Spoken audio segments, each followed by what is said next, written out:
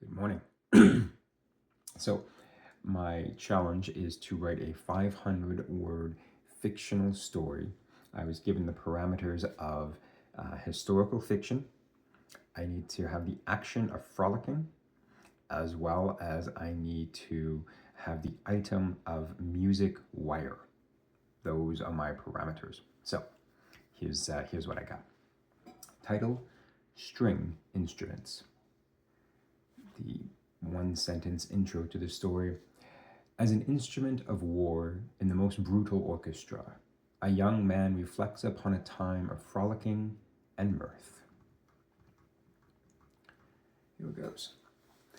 The sun hung like a crucified ball of hope in the sky, blood red as it tried so desperately to reach through the gun-smoke-filled skies to the faces of the soldiers on a summer day in 1942, Stalingrad, the Eastern Front. If you were to ask where they were, hell would have been their answer. For as far as the eyes could see, in every direction was nothing but the unthinkable, the violence, the bodies, the never-ending blood and dirt. To survive, the mind would blur the world into a canvas of cold gray steel, rusted red, and burning oil. In an attempt to distract their minds, one soldier said to his nearby wounded patriots sharing a dugout, "Frolicking." Confusion, of course, was the look on the faces even of those who heard him. One young man, however, was brave enough to speak up. "What are you talking about?" To this, the first soldier replied, "Remember the last time you frolicked." "Why would you lick a frog?" another soldier replied through his broken jaw, but genuine curiosity. "No, frolicking, playing, cheerful, running around without a care in the world, before he knew what mankind was capable of, before we were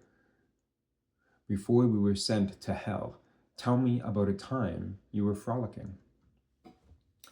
A few of the soldiers nodded their heads in understanding, but no one spoke. "I can't remember ever frolicking. This war feels like my whole life." Eventually, a face far too young to even shave spoke up. "I was in my house. My parents had gone into town to the market, and my brother and I were running around chasing each other. He would catch me and tickle me, and I would squeal in glee. Then I would chase him. One thing led to another, and we started tossing things at each other. First, it was soft things like pillows. Our laughter filled every corner of the place. But it was cut short when Dathan threw a ball, and it went inside our open piano and broke a music wire. You know, those piano strings. The world froze in time. We both knew my dad would be so mad. I quickly removed the wire and coiled it up and shoved it deep inside my pocket and prayed my pocket would swallow it whole, for we both knew what would happen when our dad got home. We cleaned up the house and even prepared dinner for when they got back. The next day,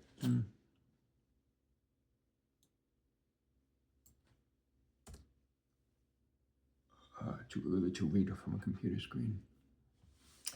The next day, I enlisted.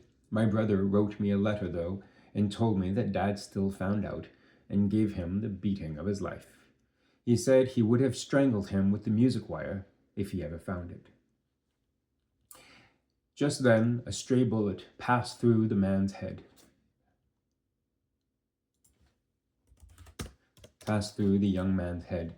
He lay there like all the others, a music wire wrapped around his wrist like a shroud, as the sun bled on above them all. We'll see how that goes.